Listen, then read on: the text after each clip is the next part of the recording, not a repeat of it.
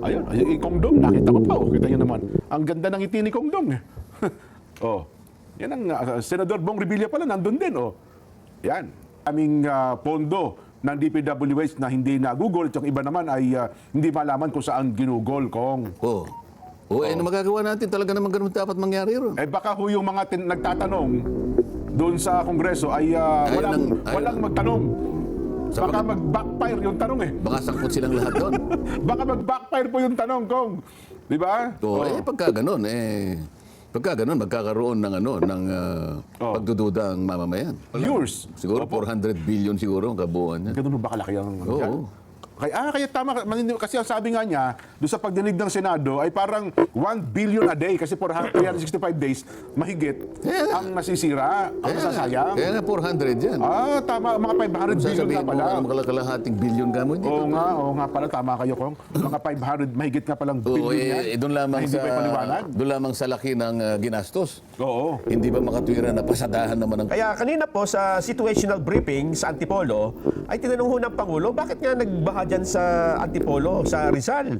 Ayon naman kay Rizal Governor Nina Inares, hindi lang Antipolo, binahari ng Hala-Hala at Teresa na karaniwan naman ay hindi binabaha. Medyo pataas na ito. Doon sa pabundok na ito, di ba? Katumbas daw ho, ang sabi naman, kasi malaki ang volume ng ulan. At ang isa pang problema ay yung waste management, Kong. Mukhang, ayaw pa. Bakit sa inyo, Kong, kainta, ito talagang laging lubugo din, no? So, kayo atas lahat sumasalunod galing sa itaas eh. Yung kainta, boring na yan eh. Pagkaraniwan na. Karaniwan na sa amin yan eh. Oo nga, pagkaraniwan na sa inyo. Ay, nako. Yun po. Pero ang latest ata, hindi natin na-expect, 15 ang total na casualty ng epekto po nitong bagyong Enteng. At wala pa tayong reported ukol sa casualty, sa damage naman ng property, infrastructure at saka mga agricultural products. Ayaw mo bang yan ng yan ang pasadahan ng Quadcom, yung tungkol sa baha? Dapat yan. Oo. Walang bago dyan, Kong. Di ba, Jen? Kinalaki na nga natin yan eh. Na dapat tingnan nila kung bakit nilang baha Kong eh. Yung ragasaba ng tubig, napakalakas. Ikaw nga nagsabi, kung yung dating hindi dinadatnan ng baha, katulad ng Antipolo, mga matataas na lugar, Nako. Hala-Hala, at saka yung Teresa. Hindi ba makatwiran lang na yan ang pasadahan ng Quadcom? Hindi controversial yan, Kong. Parang hindi po type nila yan. Ikaw naman. Ibig mo bang sabihin kapag ikaw ay nasalanta ng baha, Opo. hindi apektado ang pamilya mo? Well, apektado rin po. Pero... Ilang karapatan ang maaaring nawala sa akin? Halimbawa, yung karapatang kumain dahil nawala yung aking, nilubog yung aking pananim eh. Mga ari-arian, no? Yung karapatang kong pumasok sa eskwela, lubog yung eskwela eh. Pati gamit ko nawala. Kayo na ko, pinapanood ko yung tanong nyo tungkol sa Commission on Human Rights, ha? Isang araw ata yun. Tungkol sa red tagging. Di ba? May karapatang pantao na nawawala. Bakit anya... Ninamin nila, di ba? Yun na nga. Hindi, ang ibig ko sabihin, kung ang baha ay talagang nakaka-apekto sa napakaraming tao at naapektuhan ng karamihang bahagi ng ating pamumuhay, Opo. inaakala ko na pasadahan. Sa pagtaya ko, Kong, hindi pa patul ng makapangyarihang Quad Committee, Kong. Ewan ko lang, Nelson, ang palagay mo? Kapag hindi mo tinalakay yan, hindi ko na maintindihan kung ano ang gusto mong sabihin talakayan. Ganun din kasi, boss. Bakit ba kinakailangan mong tinatalakay pa yung pugo? Sinabi na nga ng Pangulo, Stop na yun. Stop na yan. Effective today. Immediately. Hindi, effective today. Nung Kailan ba niya sinabi yun, Jen? 22 ng Hulyo. Yun ang kanyang yun ang kanyang SONA. Opo. Effective today. Sabi niya gano'n. The operations of all pogos in this country are banned. Yan. Tagalog mo nga yun, Nelson. Simula sa araw na ito, bawal po ang operasyon ng Pogo. Yun. Bakit tinatalakay niyo pa diyan? Hindi pa naman daw po huminto, Kong. Hindi yun ang pinag-uusapan natin. Sinabi ng Pangulo, effective today. Opo. Wala nang pogo. Ayoko na yan.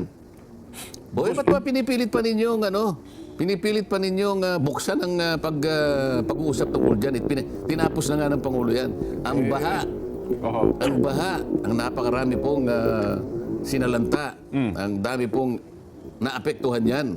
Nako, kasi bakit tayo ninyo? Kasi kung pagka tinalakay niyo po yan, siyempre patatawag niyo ang DPWH. Makakalkal ngayon ang maraming pondo ng DPWH na hindi nagugol at yung iba naman ay hindi malaman kung saan ginugol, Kong. O, na magagawa natin. Talaga naman ganun dapat mangyari ron. Eh baka ho yung mga nagtatanong doon sa Kongreso ay walang magtanong. Baka mag-backfire yung tanong eh. Baka sangkot silang lahat doon. Baka mag-backfire po yung tanong, Kong.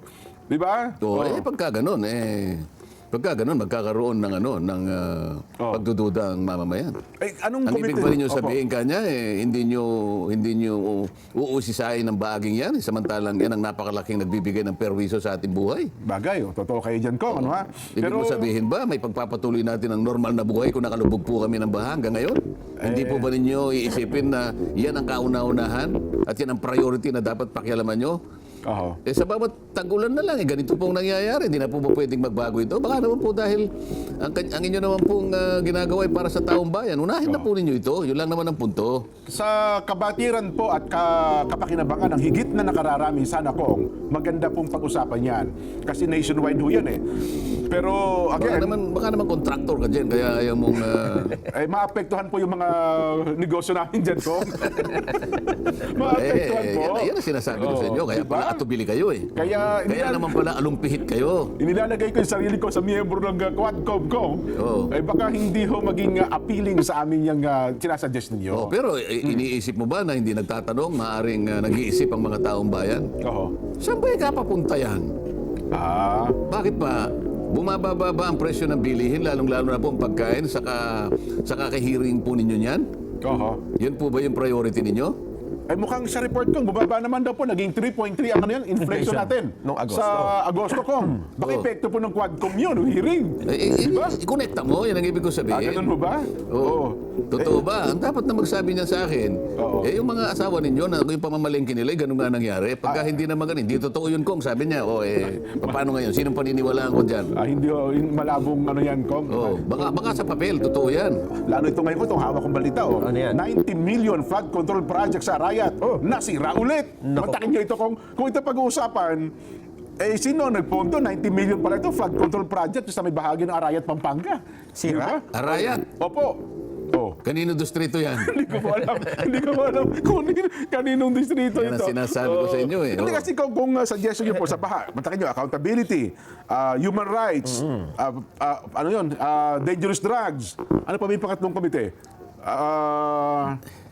Public order and safety ata, Kong, ano ha? Public order and safety, public accounts. Public accounts, human rights. O yun, yung apat na yun, Kong. Apat nga eh. Walang ano po yung sa baha eh. Hindi sakop ng Quad Committee eh. Baka adik yung gawa ng Bakit ba ayaw ninyong ikonekta Opo. na ang isang taong tinamaan ng baha, apektuhan na sinalanta lahat pati kabuhayan, hindi na siya makakain ngayon, hindi niya na malaman kung may pagpapatuloy pa niya yung buhay niya. Yun lang karapatang kumain sa bawat araw dyan. Number one na human right yun eh. Di ba? Hindi mo ba isasangkot doon yun? Bagay, pwede kayo, Kong. Oh. Ang sinasabi mo ba lang bang yung human rights ay yung nagagawa ng mga state agents o kaya yung mga private armed groups na kung ano-anong pinaggagawa at naapektuhan ng ating mga Yun lang ba sinasabi mong human rights? Ang pinaka-basic na human rights, Jen, Opo. ay yung gusto niyang kumain, ngunit hindi siya makakain, hindi dahil sa masakit ang ngipin niya, Jen. Hindi niya magawa. Walang sustansya kinakain niya, no ha? Hindi nga, wala siyang makain, Jen. Totoo. Oh. Hindi ba karapatang pantao yon basic? Bagay. Wala siyang makain, nabaha siya. Wala siyang Isasabihin mo ngayon, hindi pwedeng pagtalunan sa Quadcom? Oo nga, no? Pwedeng i-recommenda natin sa Quadcom sa tingin mo. Dapat lang. Ang number one na ipapatawag. Ilang bahagi ba ng pati nga yung ekonomiya natin, nasalanta dyan, tinamaan, na-damage. Oo. Iisipin mo, sa susunod na pag-uulat ng ating ekonomiya, economic report natin, sigurado sasabihin nila, ilang porsyento ang nawala sa atin sa agrikultura. Ayan, opo. Dahil totoo dyan. yan. Ilan ang nasirang infrastructure ng dahil dyan. Hindi ba katibayan yan na napaka-importante na usigin kung sino dapat usigin dyan sa bakit nangasira lahat yung mga flood control? Opo. Hindi kasi yung talk of the town, Kong. At saka walang kasi nakita nyo ng investigasyon ngayon, di ba? Kayo ba, dalawa, meron kayong yung account. Ano Joint account. Joint account. O bakit kayo may joint account? Mamaya pag-usapan natin yan. Mamaya pag-usapan natin yan. Hindi ba kayo... Pasakalya lang muna. Opo. Di ba? Kasi yun, Kong, Kasi medyo nga may yung ano baha yun. ang ating tinitingnan. Opo. Sinalanta yung pananim, sinalanta yung infrastruktura, pati bahay, lahat. Naliban pa sa mga nangasawi. Oo.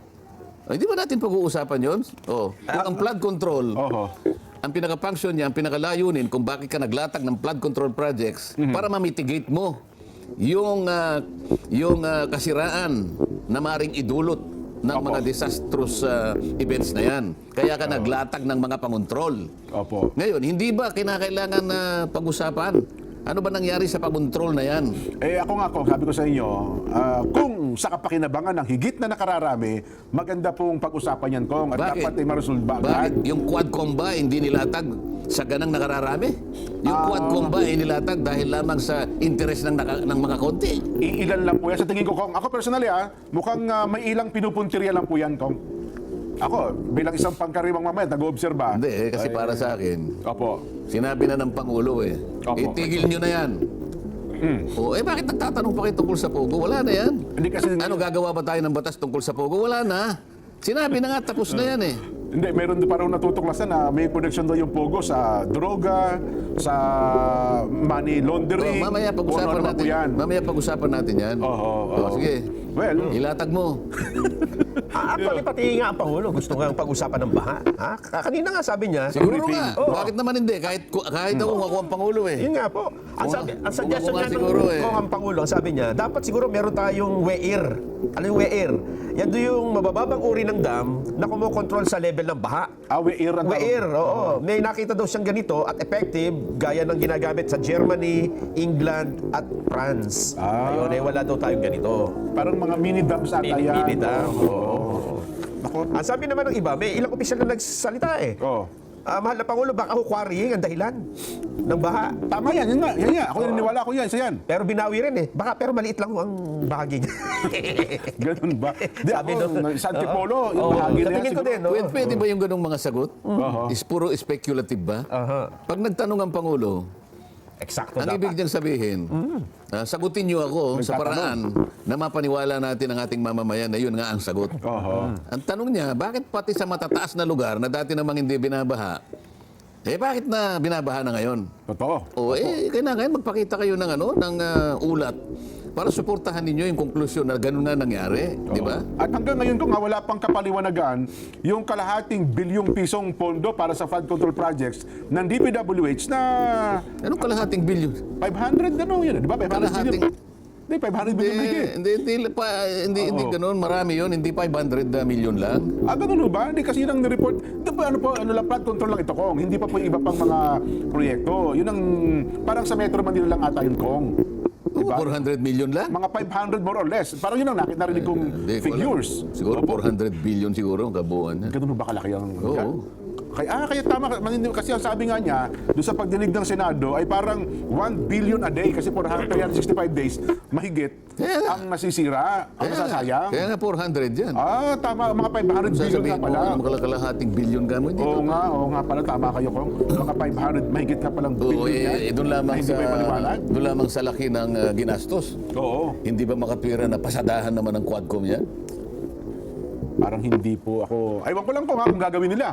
Ako, sa tingin ko, baka hindi ni Palagay ko- hapyawan siguro, baka hindi hapyawan nila yan. Palagi ko, Nelson, contractor si Jen. Diba tayo?